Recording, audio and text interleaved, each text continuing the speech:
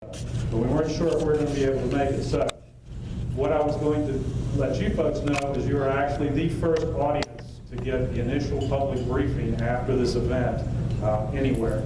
So again, my executive director said it was okay to go ahead and talk about it now, so we are. But you guys are the very first audience that this information has been presented to. So I'm very happy that that's the case. I'm also wanted to pass along my executive director's intention for this information. And the intention in the information, the intention for us to talk about this event, as painful as it is for some of us who went through it, is to learn. And that's really what we owe the people that were victims, both fatalities and hospitalized victims and their families and so on and so forth, and the safety professionals and that type of thing, is to take this information, learn from it. God forbid, anything like this should happen in and around your work area or in your public or personal life and that type of thing. But if you can find some information here, or it sparks something in your mind that you'll be able to help prevent a similar incident someplace else, then we've actually accomplished what we wanted to accomplish with this entire situation. So with that said, I'm going to go ahead and present the presentation. What I'm going to try to do is I'm going to try to go through it, not speak through it, but I'm going to try to go through it fairly rapidly and entertain questions, because I think I really want to talk about what you want to talk about in relation to the incident. I can talk about the incident all afternoon, but the problem is if it doesn't speak to what it is that you want to take away from it, then I don't think it's really accomplished its job. So I'd really like to give you guys an opportunity to ask questions. There's no more real classified information about the incident. Most everything's public, except for some small pieces that are involved in litigation, which I'll talk about. But anyway, the rest of it I can freely talk about. If I know the answer, if I don't know the answer, I'll tell you I don't know the answer, and we'll try to get you an answer later on. But I do want to leave a couple of minutes for questions and answers at the end. As far as that goes. The other thing is I apologize for being outside the podium, and normally I don't use a microphone, I just yell and scream because I'm from the woods, okay? We're used to hollering and screaming because nobody can hear us in the woods, so that's what I'm used to as far as that goes. So I'll do that, I'll be back and forth, and I apologize if you can't hear, just let me know. Sometimes I have a tendency to not understand that people in the back of the room might need a little extra help in hearing what I have to say. So I appreciate it. So let me just set the stage for you a little bit for this particular incident that occurred as far as that goes. So again, it's one thing to watch these on TV, it's another thing to actually go through them. And after having gone through it, I can assure you that's one thing that I would not wish on my worst enemy, and I have a lot of worst enemies. I've got a list in case you're interested, pull it out. I have a lot of worst enemies, and I would not do this on anybody. But just imagine yourself, you come into work one day, or you go to the mall, or you go for a pizza, or you go any place, and all of a sudden you hear something that changes your life in an absolute instant.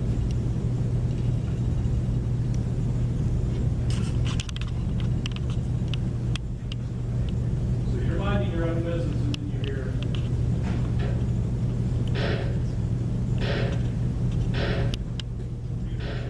particularly studies that were done, because believe it or not, there have been studies done and that type of thing. And to help you get a little idea, contrary to popular belief in a lot of situations, active shooter situations follow a general pattern. Okay? And a lot of this information, unfortunately, we didn't know until after the fact, but now that I put it together, hopefully I'll be able to share some of the things with you. Then, an active shooter is an individual actively engaged, obviously, trying to kill people in a confined area. Okay? Thank you. So that's the first thing, is they're trying to kill people in a confined area. The second thing is something that we learned in our particular situation, and something that is common to active shooter situations, and that is there is no pattern or method in victim selection. Okay? So most active shooter events, there is no pattern at all. They are going to shoot the first person that they come to, maybe the second person, maybe the fifth person, okay? Maybe a white person, maybe a black person, maybe a brown person, maybe a Muslim, maybe a non-Muslim, okay? There is no particular pattern. All right? The activity is not contained. It is a dynamic situation, and I cannot say that more adamantly. It is a dynamic, fluid situation. I know we have a lot of ex-military guys. Okay, some of you guys saw active combat. How many active combat situations did you see that they termed as fluid? Probably every one. This is the same. These are fluid situations. You can't script them, and you have to react accordingly, which makes them even more problematic. Again, they're unpredictable, they evolve quickly. They are over very fast, and I'll give you some idea in just a minute of how quickly they're over. Again, 10 to 15 minutes is average for the entire incident, not the shots, okay, but the initial entire incident over, and they time that basically by when police presence arrives, typically speaking, 10 to 15 minutes. So think about that.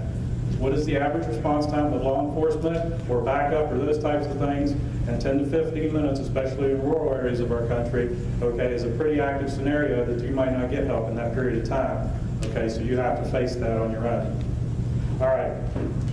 And then once an active shooter incident starts, it will continue, and these are the ways that it usually stops.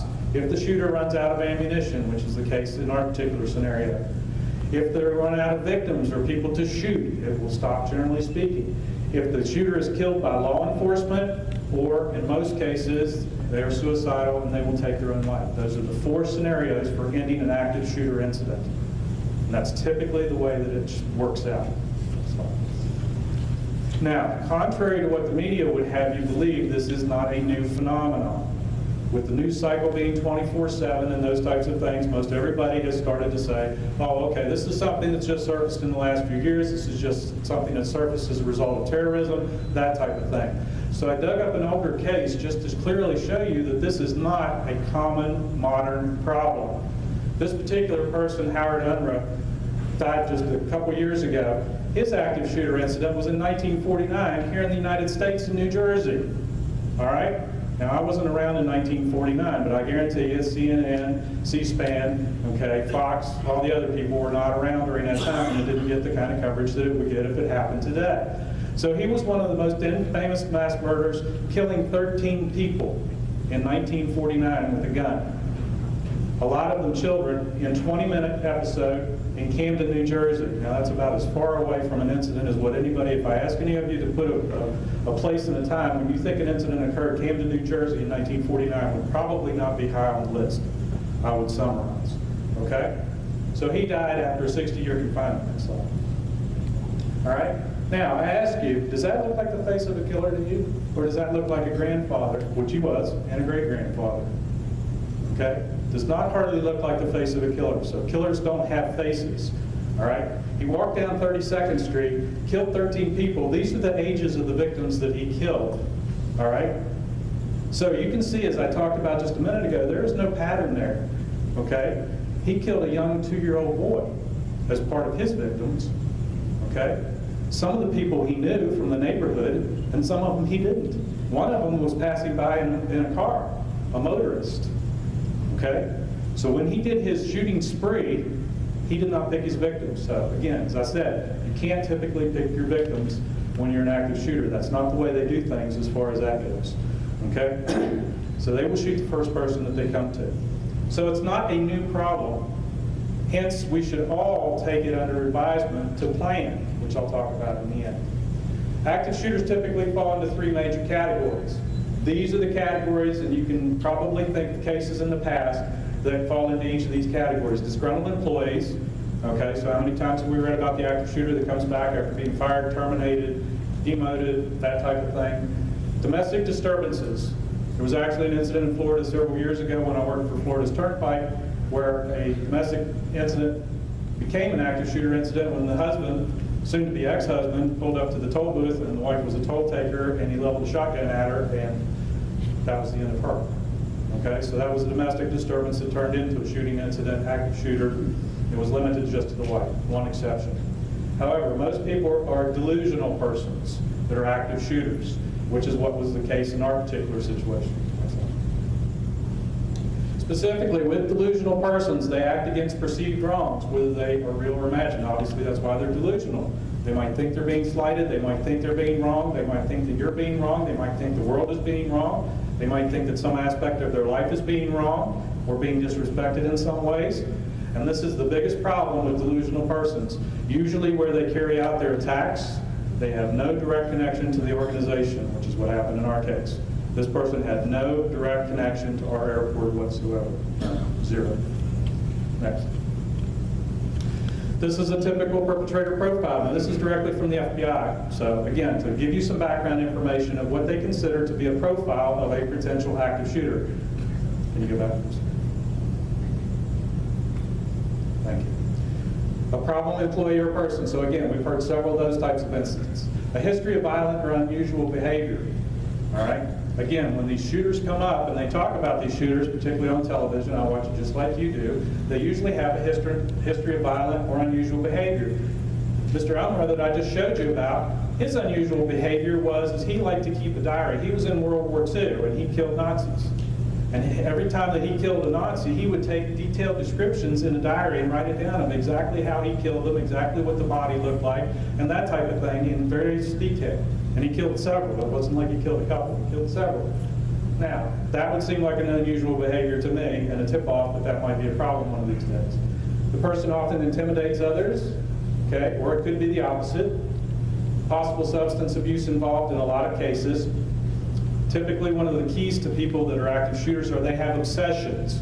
They're obsessed with a person, they're obsessed with an idea, they're obsessed with an ideology, they're obsessed with something.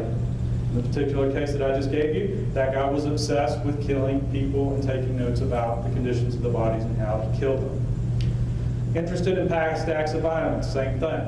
Do they have a history of interest in past acts of violence? How many of these folks that we read about that have that in their history? They've used animals when they were young children in some cases, those types of things. Unusual past acts and incidents of violence. They can make open or veiled threats. So again, every threat that somebody makes should be taken seriously. All right?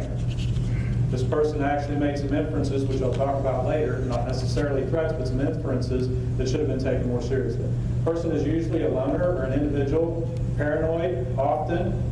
They usually cannot take criticism of one type or another, and obviously the last item is they hold a grudge. They are like elephants. They never let go of anything, which is probably one of the reasons that they have a problem that way. Next slide. Here's some more study facts. This is from a study from New York. New York studied shooter events from 1966 through 2010. So again, it is not a new problem.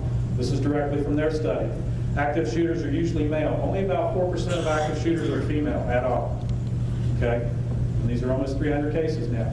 Median age of active shooters is 35. Now keep this in mind when I give you the statistics on our shooter after a while. Okay, obviously school shootings, 15 to 19 year range, so I threw that out. 35 to 44-year-old people, males, again, are your typical set of shooters. 98% of the active shooter data, they were carried out by a single attacker. So again, chances are if you have a single shooter, that's what you have is a single shooter in most cases. It wasn't our case too. However, it got complicated, which I'll talk about. Average number of deaths is 3 and the average number of wounded is 3.6. Just keep that in the back of mind while we're talking about this incident. What I want you to pay attention to is multiple weapons and ammunition are often involved. So again, you read about these situations and you study these situations. Most of these shooters have rifles and/or handguns and/or knives or any combination thereof. So that's something to take into account when planning for these and discussing it. Those types of things. More than one weapon. Next slide. So let me give you some background on the airport so you have a little bit of idea of what we're talking about. We're the 21st busiest airport in the country, so we have a lot of flights, obviously. We're owned and operated by the Broward County Aviation Department, which is a division of Broward County, Florida. We also operate an adjacent general aviation airport, which is a non-commercial airport in Pembroke Pines called North Perry, and we're responsible for both. We serve approximately 32 million passengers a year at our airport. Now let me put that into context. Los Angeles is about 68 million. Fort Lauderdale is 32. So we're almost half of what we did at LAX when I was out there. We have about 75,000 people per day pass through our airport. So we are a busy, busy, busy little place. We have 12,500 on-airport badged employees who have credentials to be in various secure areas of the airport. We add about $13 billion to the local economy, so obviously we're a huge revenue generator. We have 27 airlines, 640 daily flights, and we currently have 66 active gates. And we have our airlines screaming for more room at the 66 gates. We have nonstop flights to over 100 U.S. and international cities. Most of our destinations are South America, the Caribbean, and domestically. And the last item is we're located approximately 2 miles from Port Everglades. So I'll show you on a map here in a second, but Port Everglades is the busiest cruise port in the world, departure port. So that's major, obviously, because they're in close proximity and because they feed us and we feed them vice versa. People fly in on airlines to take cruises and then depart cruises to fly out and home on airlines. So that accounts for a lot of our growth. We have grown exponentially 10% over each of the last 3 years. So in the last 3 years, our airport has grown 30%, which is unattainable and unreasonable to try to expect to catch up with that type of thing. We're just growing too quickly. All right, next slide. So to give you a little idea geographically, we're in South Florida right here, where the X is, and then on the map here, very hard to see, this is Port Everglades, this is the cruise port, so about a 2-mile distance or so. The airport is located between Route 1, which is the route that shoots all the way up the East Coast, and Interstate 95. We're locked in right between those two roads, and that's basically where we're going to stay because we're landlocked at that point. We can't expand or go anyplace else, so that's where we're at. Okay. Now, the incident took place in Terminal 2, which you probably saw in the news, so I just wanted to give you an outline of what, where Terminal 2 is in our structure. This is our main roadway that comes in and loops around, as it does in most airports, and then the various terminals 1, 2, 3, and 4 are arranged around that roadway. Terminal 2 has 9 gates, and you can see it circled in the picture right there, right beside one, and right across from 3 parking garages that we have on site. Palm Garage is a small 5-story structure, and the Hibiscus and Cypress are both large story structures at about 8 and 9 stories respectively. So there's a lot of spaces for parking right there. One of the things about the event that for us was fortunate in the first phase is that it started in Terminal 2, which fortunately has only 9 gates as compared to the others that have multiple courses and multiple gates, usually 9 to 10 per concourse. So for example, Terminal 1 has 20 gates, Terminal 2 has about 20, and we've added a few more here recently. So it's the smallest in general terms of all the terminals was Terminal 2. It's shared by Delta and by Air Canada. Those are the 2 airlines in that terminal. Okay, next slide. This is what the baggage area looks like. You might have seen it on TV. It's basically an open concourse from one end to the other. It's situated east and west. There are 6 baggage carousels over on the left that are basically at ground level where incoming flights claim their baggage, and then it's a direct walk right from the baggage carousels, right through the doors, and right out onto the roadway. We have a 3-lane roadway right outside the terminal for the arrivals level. Both ends of the concourse have twin sets of escalators, like is shown. This is the one in the far end, and there's also one in the near end too as well. So that's the orientation of the terminal. Very wide open, a lot of people. All 6 of those carousels could be active at the same time. So you figure airplanes fit about 130 to 180 people, typically speaking, the models that land at our airport, and you times that by 6, and you've got the total number of passengers, plus you throw in family and a few extra people. You're talking about a large crowd in that area. Okay, next slide. Okay, so again, you saw the orientation of the terminals. I already showed you this is the roadway in and out. This is Terminal 2. This is our airport. So this is our North Runway Complex, and this is our South Runway Complex. So we have 2 independent operations, north and south, when we have arriving and departing flights, which is pretty much all day. Now, in our particular incident, the reason I want to show you this slide is because even though the incident started here, eventually when it was over, we wound up with people here, all the way around through here, all the way out here, all the way out here, and all the way out there. So you can see how these things grow exponentially when you're talking about crowds of people. And basically in this particular incident, we're talking about 12 to 15,000 people, which I'll talk more about in just a second. But that's the thing. An incident will not stay contained, trust me, into one small area. It is almost impossible. Okay? All right, so I need to give you this background too, because this is a lot of questions that were raised at the very beginning of this situation. Well, who says when we can fly with guns, and what's the rules, and who says what, and all that. And a lot of misinformation was out there in the media about firearms. This is the straight story about firearms and aircraft. Let me tell you, the main rules for firearms and transportation thereof on aircraft are coming from the Transportation Security Airline and Administration, and the airlines, believe it or not. Those are the 2 main entities that govern firearms and the transportation thereof on planes. And you can transport firearms on planes, and I'll explain more about it here as we go along. Next slide. Okay, so let's start with the TSA. This is the TSA's rules on firearms going into airliners. They have to be unloaded, first of all. They have to be in a locked, hard-sided container, which is checked as checked baggage only, which means they can only go underneath the aircraft. They cannot go in carry-ons. So just as an aside, at our airport this year, just to give you an idea of what we're up against in some cases, we have found 47 handguns at our checkpoints in our airport alone, which is almost one a week, and sell it to TMZ quarterly for $25,000. I hope he has a very good retirement plan, because as I understand it, he is no longer with the Sheriff's Office as a result of this behavior. and that type of thing. But I want you to pay attention to it because I want you to see about the shooter. This is our shooter here, and I'll play the video in a second. He's going to come from left to right. Watch his actions as he comes from left to right, okay? Watch his actions specifically when he reaches for the gun, and then what he does immediately afterwards.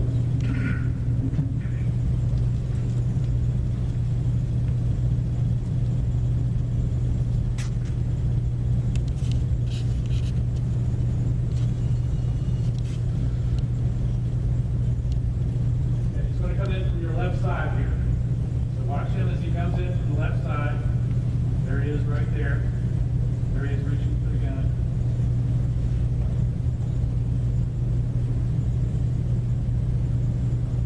And that's it. It's over just that fast. Okay? Did you see his facial expression? He has his facial expression. Okay? Totally blind. Totally dead. Okay? That's it. So when I say just a few seconds, I mean a few seconds. He discharged 15 rounds in a matter of just a few seconds. And then he ran out of ammunition, fortunately for us. Okay? So let me take you through the timeline. So I'm not going to dwell on this, but this is a basic timeline of events just to let you know how things panned out immediately. Okay, he got off of the Delta flight, we know, at 12:15. He retrieved the bag containing the weapon in Carousel 2, which was at the near end of the terminal in the baggage claim area. And then he walked into a restroom right adjacent to the bag claim area. What you couldn't see in the shots that I showed you before was there's a restroom right there adjacent to that main concourse area. When he walked into the restroom, he went into a stall, he discarded the box that the gun was in, which is what he had checked, and he loaded the weapon, all 15 rounds with a magazine, an extra magazine as well, okay? And then he proceeded to walk out into the baggage claim area, and in his words, this is his words, not mine, I shot the first people I came to. So again, no pattern, he just shot people as he came out, and you already saw his expression, there was none. So 12:53 was when he fired the first shot, and then he went on to fire, as I said, 15 rounds total, ultimately killing 5 persons and wounding 6 people. Okay, so 11 of the 15 rounds. So unfortunately, he was a pretty decent shot. Okay, at 12:54, now look at the time of the first shot was 12:53. At 12:54, he was engaged by our sheriff's office, which provides the armed security for the airport. Okay. And he surrendered and was apprehended immediately. He fired 15 rounds, and then he laid the gun down, and he got spread eagle on the ground, and that's the condition that the deputies found him with, okay, when they confronted him. The deputy on the second floor very acutely heard the first shot, identified it as a shot, okay, which is very difficult to do sometimes, okay? If you don't believe me, try and identify gunshots versus backfires and fireworks and so on and so forth, okay? It's not always easy. Okay, but he identified it as a shot, got down to the from the second to the first floor immediately, and he took the gun into custody in 85 seconds. So contrary to what you might have seen on TV, it was over very quickly, the actual incident itself, 85 seconds. So hats off to our BSO deputies, our law enforcement guys. If any of you are law enforcement in here, hats off to you as well. It's a difficult job. These guys really were heroes in that particular situation, establishing that guy and getting arrested within 85 seconds. He was removed at 12:54, so within a minute of being apprehended and engaged, he was actively off the scene. The gunman was actually gone from the premises. Okay, next slide. All right, so the first radio calls went out as soon as he was cleared at 12:54, 911, which they got multiple calls, obviously, and a few people started tweeting about it that were in the area, so that helped with the social media, which I'll talk more about in a second. Additional BSO deputies arrived and they established a perimeter because, again, the thought was we weren't sure if he was the only shooter or not. So they established a perimeter and started to assist what victims they could.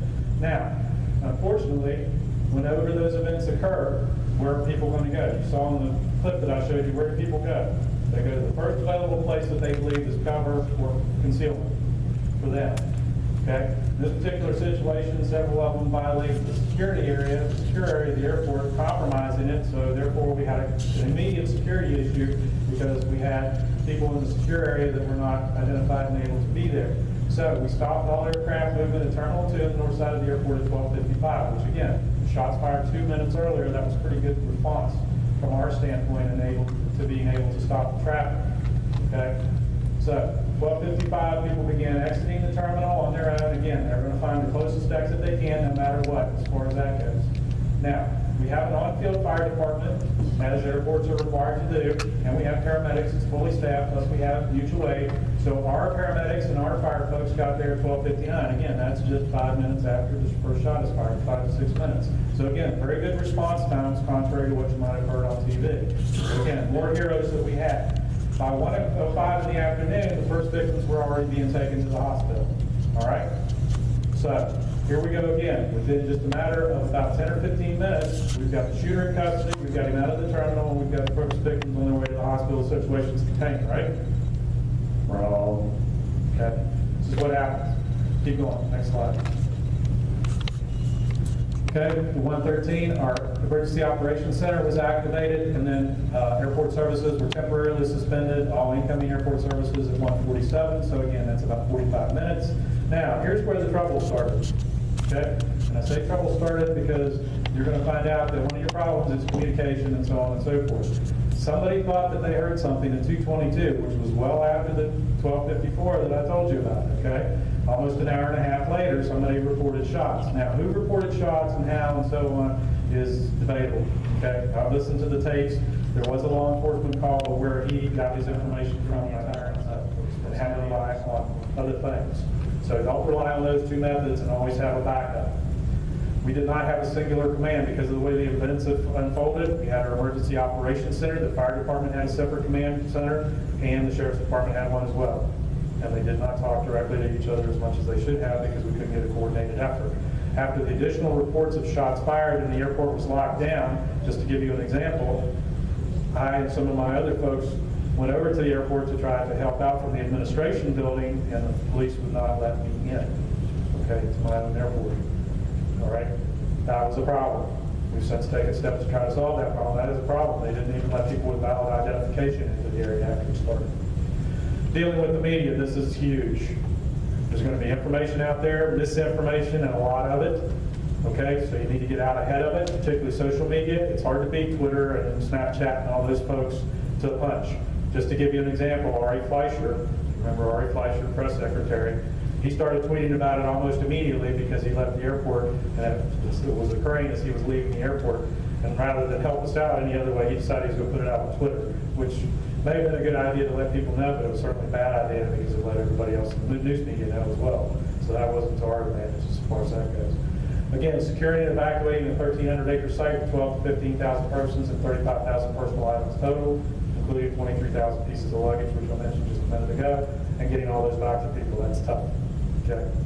And then containing the information, as I said, you saw the video that was leaked. That wasn't the only leak. There was other leaks of reporters, information from people in the know. Unfortunately, the people that did not need to be in the know, and that was a common problem that we had to deal with too. Facility recovery, obviously, to stop an airport with 600 flights and then recover an airport was a huge problem, logistically, to try to get it all back in 15 hours. And then, of course, finally, which we're going to see with every one of these types of situations, was the litigation aspect. Of course, we'll be in litigation for a long, long time for a lot of different things. Okay, and on the litigation side, just a couple of brief things. You don't know what people are going to do, so I'll share one thing. I can't share specifics with you about specific cases, other than the fact that one of the litigation cases that we have is a passenger that decided to run down through the terminal and out through the jetway. Okay, and you all know what a jetway is.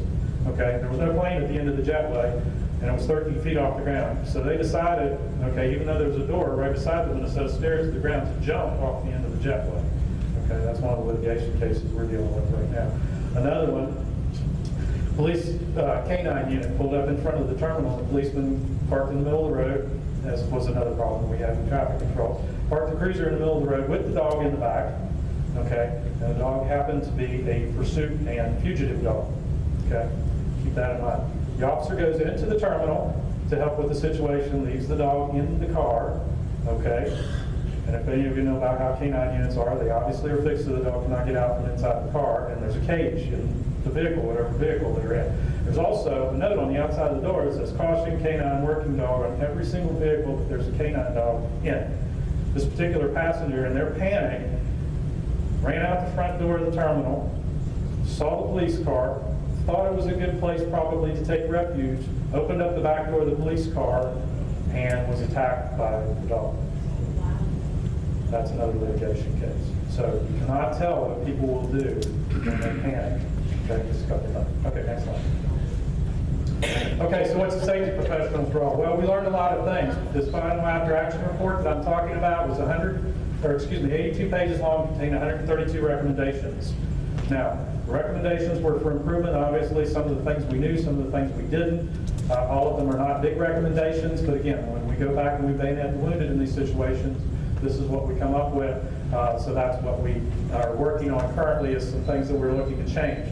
Obviously, the role of a safety professional is to be educated. Don't think that this can't happen to you. Educate yourself on active shooters and what the traits are and so on and so forth. Make sure you work with your law enforcement. Fortunately, we have a close working relationship with our law enforcement folks, and we're able to make sure that we get active shooter training. Ironically enough, 2 years before this, we actually implemented in our badging process an active shooter training. So everybody that's badged on our airport had to go through an active shooter training course as part of the video presentation in order to get security credentials on the airport. So that's 12,500 people. But again, all active shooter situations are different. So some people panicked, some people didn't, some people did what they probably should have, and a lot of people didn't, and we know that. So listen, that's another thing. Listen when somebody brings up a concern. Hey, I'm concerned about this employee, I'm concerned about that employee, I'm concerned about this person lurking around or that person lurking around. My person that I'm involved with, a relative or somebody I work with has talked about this or that, has mentioned things, seems delusional, so on and so forth. So we have to listen. That's the thing that we have to be very cognizant of. We have to work with management to prepare a response plan. Now, when you're preparing your response plan, please use your imagination. I can assure you, after this happened, I cannot go back and tell you that I would have imagined this situation in the way it unfolded as it did. Okay? As hard as I might have tried, I would not have come up with this exact same scenario. So when you're using your response plan, use your imagination. Things that seem out of bounds may not be out of bounds when you're planning for it. Analyze past incidents, again, which is why we're doing this presentation, and the after action report is out there. If you can learn something from what happened to us, I would highly urge you to make sure that you do. Assess the potential for violence in and around the work area, especially interaction with the public. Active shooters love public areas. We know that. Concerts, airports, okay, anywhere where the public's involved. Assess your preparedness. We had a fairly good assessment of our preparedness done, but our emergency plan had not been updated in the last 2 years, okay, which did not help us in this particular situation because some of the information was obviously dated. So that's being addressed now, but it wasn't at the time. And review frequently your assessment of your emergency preparedness and your plan at least annually, okay? Again, we dropped the ball, we didn't. Please review yours at least annually. All right, next slide. Get a response team. This is something that we worked on now. We had a response team for our Emergency Operations Center, but I just told you some of our folks couldn't get to the Emergency Operations Center because it was located inside the terminals. Okay, it's since been moved for obvious reasons. Right, so make sure you get a response team of some type. Try to put as many professionals and specialists on there as you possibly can. Again, working with those agencies, we're very fortunate that we have on-site fire and law enforcement. We have dedicated teams at the airport that we can work with, and we're our partners in this particular incident and are working with us to help improve our responses to future incidences. Do dynamic drills, or at the very least, do tabletop drills. Does everybody know what a tabletop drill is? All right. Please do those, and please be diligent on your scheduling. We do 2 to 3 a year. But again, a tabletop drill does not prepare you for an actual incident. So whatever you can do to try to simulate an actual incident, please do so. Please involve the fire department, sheriff's office, law enforcement. Most of the time they will be more than happy.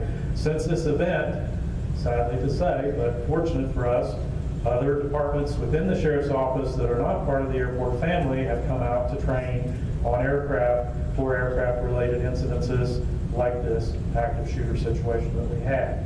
So they're doing actual responses and that type of stuff, going through the iterations, including us, so that's good. Go through your lockdown drills or your sheltering in place drills in particular. We had a lot of folks in this particular situation that sheltered in place, but once they sheltered in place, they had no idea. Number one, we had no idea where they were, and then number two, they had no idea whether it was safe to come out and when it was safe to come out.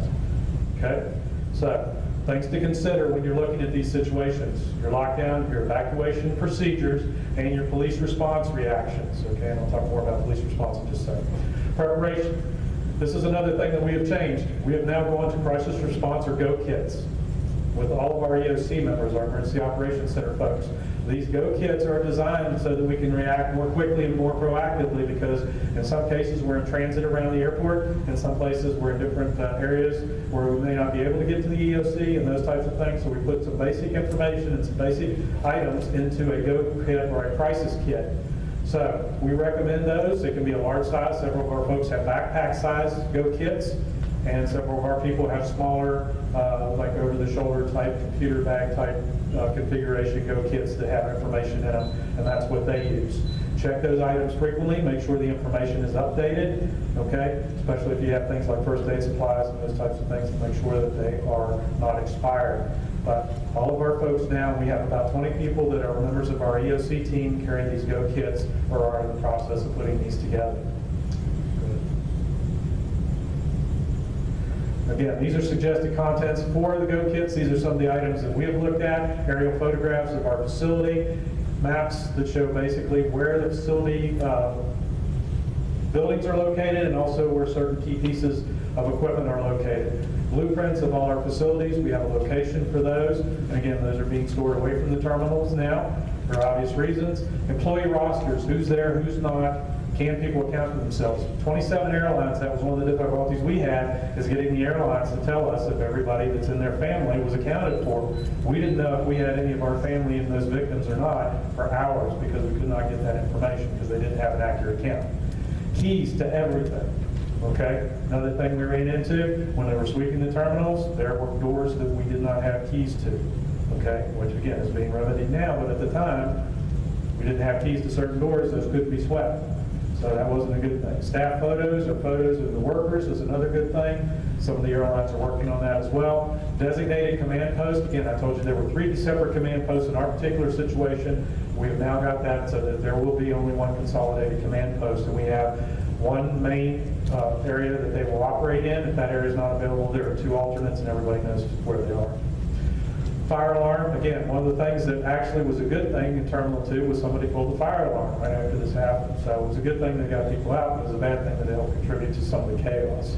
So that was a good thing and a bad thing. But when it was on, nobody knew how to shut it off, okay, for several hours. So that was a bad thing. Sprinkler system, if our sprinkler system can be compromised, obviously we want to know that. Utilities and emergency resources list. Red Cross, in our case, Federal Aviation Administration, attorneys, clergy, those types of resources, and where we might get them and what they might have. That was one thing. We had a list of resources, but we didn't have an idea of which resources had what things. So, in other words, we knew that the Red Cross would help us, and they did, but we didn't particularly know exactly how they could help us and exactly how we could utilize them from the beginning. That was kind of a learning curve, a learning process, because we never worked that closely. And as a side note, they'd never been included on any of our drills before. So guess who got an invite to our drills now? Red Cross, so that we can work with them a little better in the future, but they were fantastic. Can't say enough good things about the Red Cross.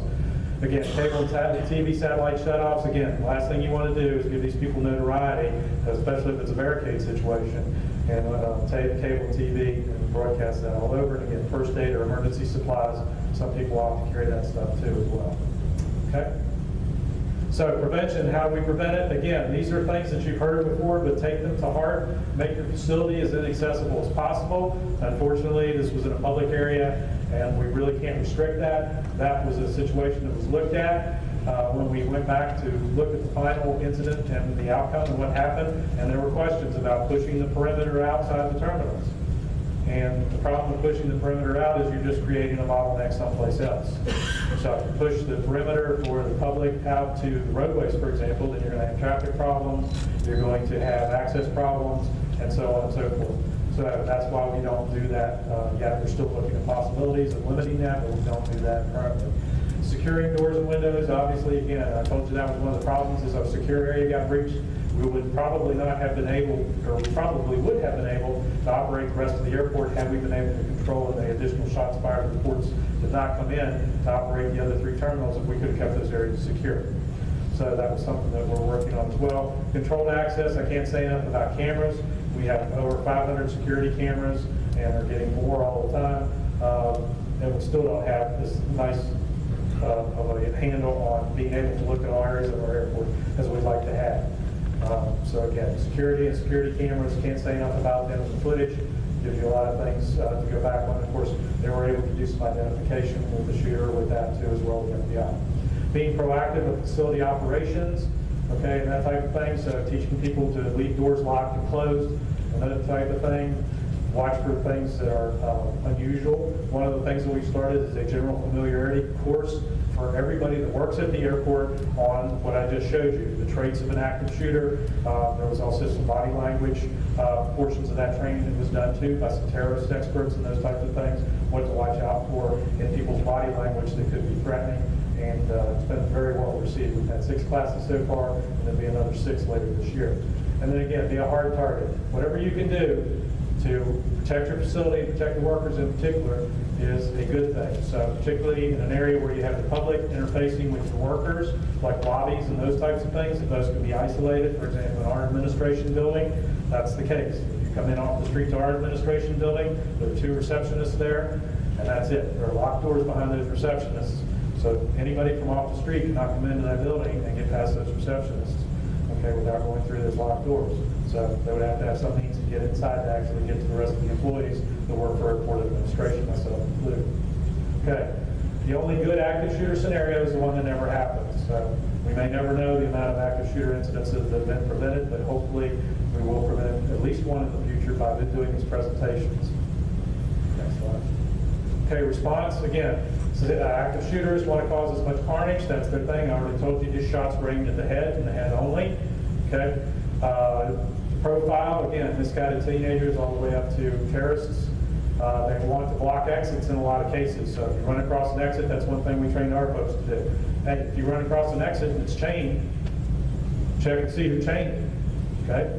Because it might be somebody that has some evil intentions that might have done something that we're not aware of. So make sure to do that. Anything out of the ordinary needs to be reported. Okay? Again, establish your exits, identify them, secure them, anything out of the ordinary, anything that the general public sees or any information that gets out about how your facility is laid out, be careful who gets that information, and teach alertness in an active shooter situation. TSA has a course, Homeland Security has a course on active shooter, which I've taken, and you can take online. That's a good start. There's other things that you can take on active shooter that are good that we're trying to work into our training curriculum for everybody. Not that we expect another incident, but we can't be sure. Accurate assessments of critical conditions. Again, I told you about the people and the panicked woman that ran into the police car and the other one that jumped off the jet bridge. That's what happens, folks. And it can happen with their employees as well as with the general public. Okay, people panic and they do crazy things. No question about it. All right? Freezing is not an option in an active shooter situation. One thing law enforcement told us is they said keep moving. Active shooter situation, keep moving. That's the key. Don't relax until you know 100% sure in a safe area. All right? Next slide.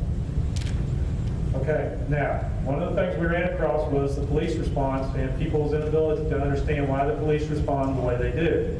One of the things that you saw on TV probably was people walking with their hands up. Okay? That is a common response. Police want to see people with their hands clear. They don't want cell phones in people's hands. They don't want objects in people's hands. They may not be nice about asking for it. They may not ask you politely when they give commands. That rubs some people the wrong way. But they have to understand where police are coming from in these situations. They don't know the good people from the bad people. There's no question about it. Particularly if somebody comes running up to them. That is not a good thing to do. This is how they will be dressed and equipped. That is very menacing and intimidating for a reason. People need to know that that's what they're going to look like. People need to understand that, hey, they're not going to be nice people. They're going to come in, they're going to bark commands, they're going to bark questions, okay? They're in there to get a job done, to neutralize a potential threat. That's what they're there to do. They may ask the questions. So again, people can provide them with basic information about the shooter. If they've seen the shooter and they're not in custody or the situation's not contained, that's great. Again, another part of our training that we've implemented is train people in how to recognize and give descriptions of people. One aspect of that training is, while people are in that class, have somebody run in the class and then run out again. In a matter of 2, 3, 4 seconds, ask the class, what was the person wearing, how tall were they, what color was their hair, did you notice the color of their eyes, what kind of shoes were they wearing, okay? Most of the time, people aren't very observant, even in that short period of time. It's a good drill to run and do it. Okay? So, the number of weapons, if they know weapons, again, even if they just know the difference between rifles and handguns, that's useful information for the police, and the potential number of victims if they know it. Remembering and keeping in mind, the first police officers in are not treating people for injuries, they're looking for a threat. So, if somebody needs assistance, that comes a few minutes later, that doesn't come in this phase. Okay. All right, so here's some things that you can use for information. Again, Homeland Security has an active shooter. It's an online course. I believe it takes about an hour to go through it, if my memory serves me correctly. That's a good place to start. The New York study that I told you about, as well as Indiana University, has some good information. Occupational Safety and Health has some things on general emergencies, but they don't really have a lot on active shooter. But they do have some information on OSHA's webpage as well. So those are some places you can go get information. I've got some business cards up here. If you want to contact me, get any further information from me, that's an option as well. I'll be glad to send you what I have as far as that goes. Okay? So that's everything that I wanted to talk about. Again, I've got some newsreel footage that you probably saw on TV and that type of stuff. This goes on for a couple of hours. It's on YouTube if you want to look it up. But it goes through the Broward County mayor, which is actually on the phone within an hour of the incident occurring. CNN already had her on the phone, and NBC and CBS. So for us, is to make sure that she had accurate information. Some of the information she had was accurate, some of it was not, because it was still early in the situation. We tried to get her as accurate as information as we could so she could get on and reassure the people in the county of what was going on. So with that, I'll entertain any questions that y'all might have that I can possibly answer.